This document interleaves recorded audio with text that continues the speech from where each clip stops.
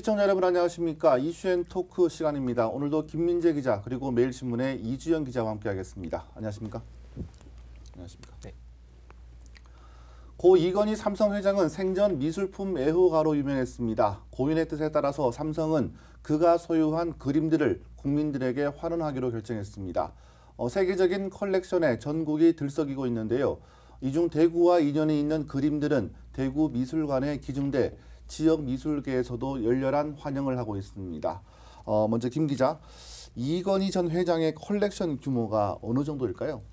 예, 우선 이제 기증이 결정된 작품만도 이제 한 2만 3천여 점에 달합니다. 모두 이제 이건희 전 회장의 개인 소유임을 감안하면 뭐 실로 엄청난 규모인데요. 이 중에는 이제 국보급 수작과 세계적인 미술품도 상당수 포함이 됐습니다.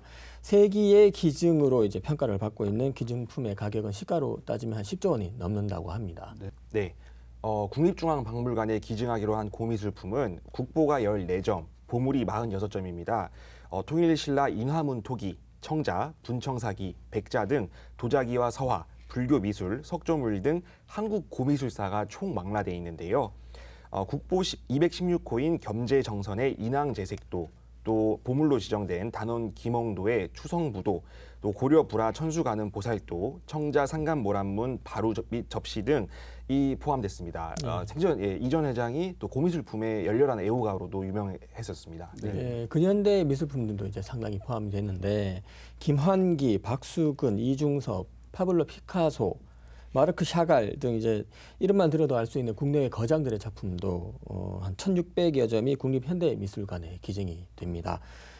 이중섭의 황소, 클레드 모네의 수련이 있는 연못, 살바도르 달리의 켄타우로스 가족 등 미술 교과서에서나 볼 법한 그런 명작들도 이제 수두룩합니다. 네, 근대외 미술품 국내외를 가리지 않고요. 뭐 또 우리나라 국보급, 보물급 작품들이 많다고 하니까 반가운 소식이 아닐 수가 없는데 대구도 괜찮은 소식이 많이 들리고 있어요. 네. 삼성이 이제 대구 미술관을 비롯해서 지역 미술관 5곳에 또 서울대학교 등에서 143점을 기증하겠다. 뭐 이렇게 밝힌 것 같은데 이전 회장의 고향이기도 한 대구에서 그가 소유했던 그림 21점이 기증된다고요? 네, 맞습니다. 대구를 대표하는 근대화가 이인성의 대표 작품인 노란 옷을 입은 여인상뿐만 아니라 서동진, 이쾌대, 서진달, 변종화의 작품, 또 경북 울진이 고향인 한국 추상화의 거장 유영국의 수작도 포함됩니다.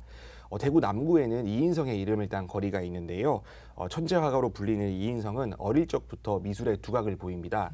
1934년 제13회 조선미술전람회에서 그 유명한 가을 어느 날을 출품해 특선을 했고 이듬해인 1935년 제14회전에서 경주의 산곡에서로 최고상인 창덕궁상을 수상했습니다. 이 두 명작 모두 대구미술관에 영구 기증됩니다. 네. 예, 뭐 이쾌대, 서진달, 변종하 이분들 역시 이제 근대 한국 미술계에서 빼놓을 수 없는 분들인데 특히 유영국 미술 하시는 분은 한국의 추상 미술의 영역을 개척을 했던 분입니다.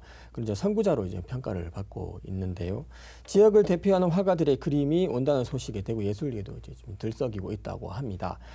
대구 경북 지역 주민들의 염원을 담아 개관한 지 올해 10주년을 맞는 대구 미술관이 이제 큰 선물을 받게 된 셈입니다. 최현주 이제 대구 미술관장은 이번 기준으로 지역 작가 컬렉션을 수준급으로 완성할 수 있을 것으로 이제 본다면서 소장 작품 연구와 작가의 위상을 살리고 이제 재정립하는 작업에도 이제 매진하겠다고 밝힌 적이 있습니다. 네, 조금 전에 이제 이건희 전 회장의 컬렉션 규모가 10조 원 정도라고 말씀을 하셨지 않겠습니까? 컬렉션 규모도 규모지만 이건희 전 회장의 유산 상속도 역대급 규모라고 합니다. 네. 고인이 남긴 삼성생명 그리고 삼성전자, 삼성물산 등 주요 계열사 지분과 부동산을 합쳐서 전체 유산 상속세금만 12조 원에 달한다고 하더라고요. 네, 뭐 이게 상상조차 할 수 없는 금액인데 국내는 물론 전 세계적으로도 유례가 없는 고액입니다. 지난해 한국 정부의 전체 상속세 세입 규모의 3~4배에 달하는 금액입니다. 전체 상속세. 예. 이야. 자, 이처럼 전 세계에서도 유례가 없는 이렇게 상속세액이 있게 된 이유가 무엇일까요? 예, 우리나라 이제 상속세율이 이제 유난히 높기 때문인데요. 한국경제연구원이 이제 조사한 바를 보면 한국의 상속세 최고 세율은 50%입니다. OECD 국가들 중에서 일본이 55%인데 일본 다음으로 높은 수준입니다. 하지만 이제 기업 승계 시에 주식 가치의 이제 최대 주주 할증 평가라는 게 있는데 이 할증이 20% 적용을 받습니다. 그러면 이제 최고 세율이 이제 60%를 적용을 받아서 사실상 이제 OECD 중에서 가장 높은 수준이라고 볼 수가 있습니다. 네, 다만 삼성과는 의연합니다. 이전 회장의 부인인 홍라희 여사 그리고 또 자녀들인 이재용 삼성전자 부회장, 이부진 호텔신라 사장, 또 이서현 삼성복지재단 이사장 등 유족들은 세금 납부는 국민의 당연한 의무로 마땅히 해야 할 일이라는 입장을 밝혔습니다. 네, 아무래도 아무리 큰 재벌이라고 하더라도 12조 원이라는 돈을 한꺼번에 좀 내기는 좀 힘드니까 유족들은 이제 연납 제도를 이용해서 이제 올해 4월부터 그리고 앞으로 5년간 6차례에 걸쳐 상속세를 이제 분납한다는 그런 계획을 갖고 있습니다. 네. 상속세 이제 재원 마련을 어떻게 할 것인지에 대해서는 아직 발표가 되지 않았지만 이달 납부하는 1차분은 이제 보유 현금과 금융권 대출을 이용해서 납부를 한다고 그렇게 지금 관측이 되고 있습니다. 전액 현금으로 납부를 해야 되는 모양이죠. 네, 그렇습니다. 자, 지난달 30일 공개된 이전 회장의 보유 지분 상속.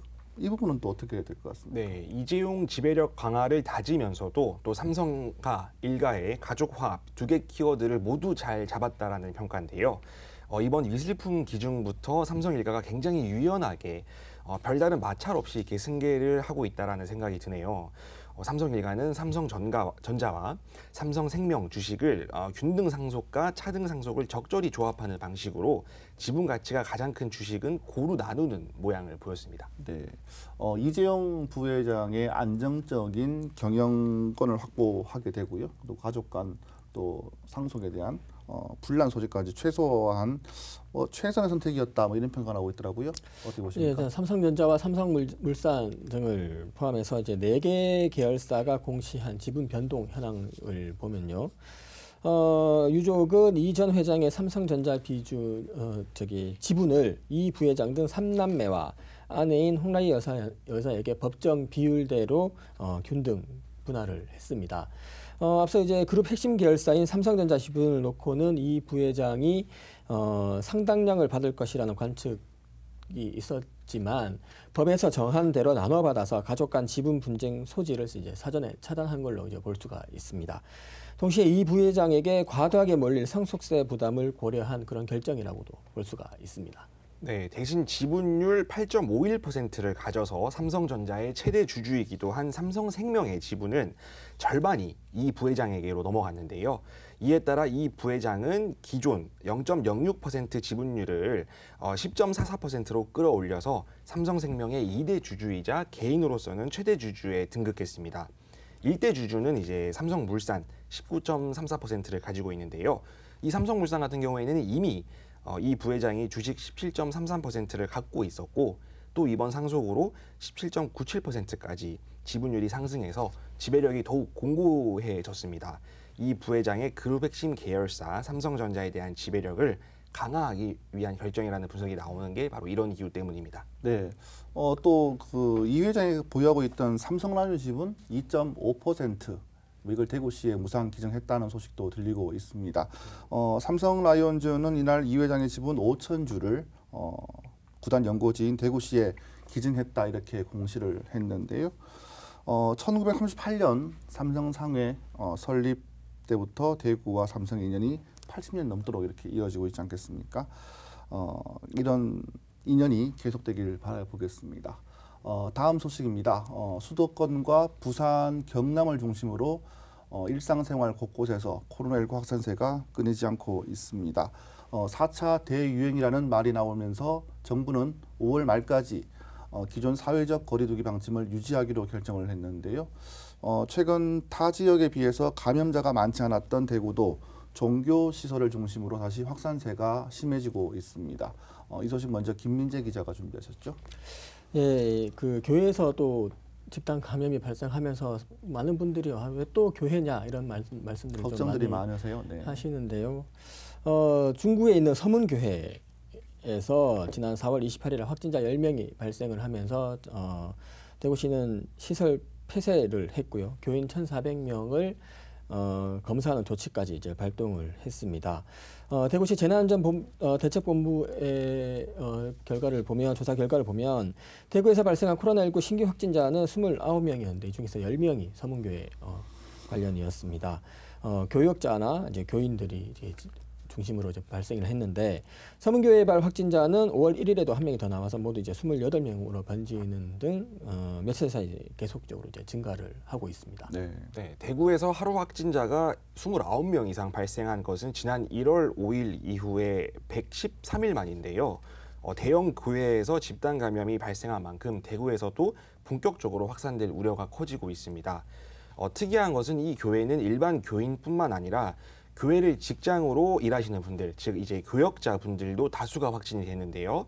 대구시가 현장 역학 조사를 해보니 이제 밀폐돼 있었습니다. 그러니까 아무래도 이 교역자 분들이 공동으로 사용하는 사무실의 환경 같은 것들이 잘 되지 않아서 밀집 구조임을 확인을 했고 이런 것들을 통해서 좀 집단 감염이 이루어지지 않았나 대구시가 분석하고 있습니다. 네.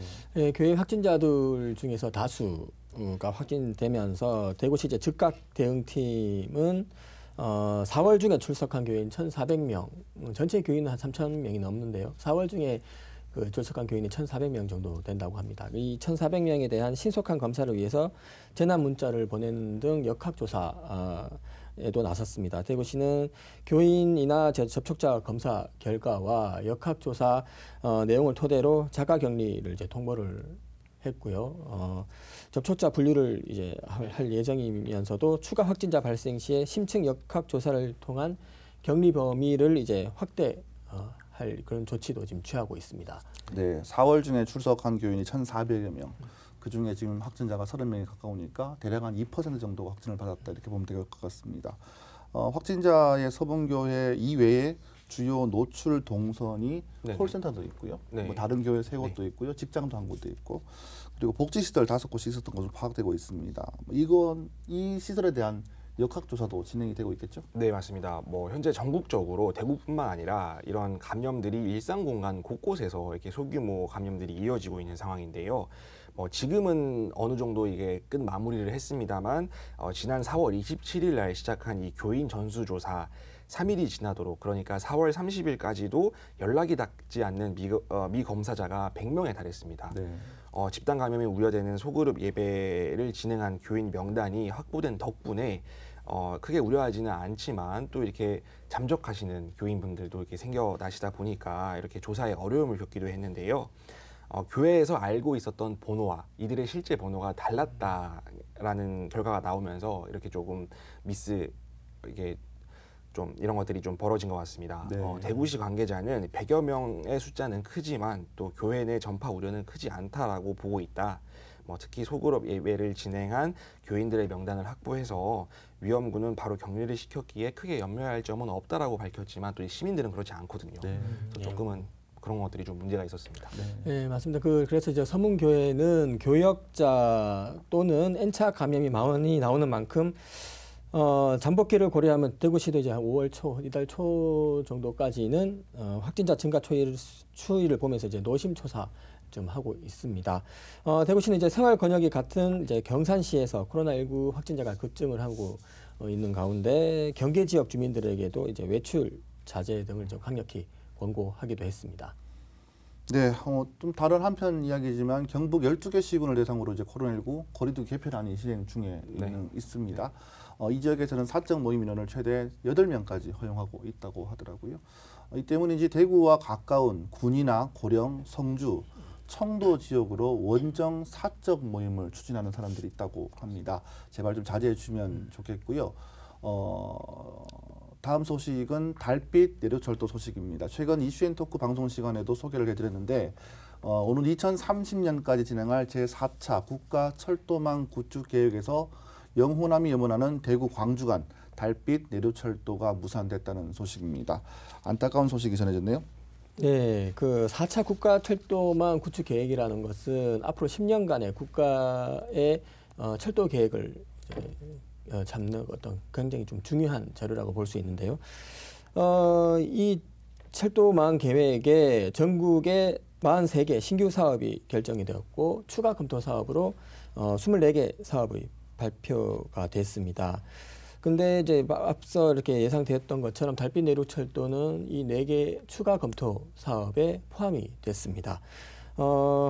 그래서 이제 영호남 6개 광역자치단체장도 좀 발빠르게 좀 대응을 하기로 좀 나서고 있는 그런 상황입니다. 네. 네, 뭐 권영진 대구시장과 이철우 경북도지사 등 영호남 6개 광역단체장은 지난 4월 28일 오전 경남 거창군청 로터리에서 호소문을 발표했습니다.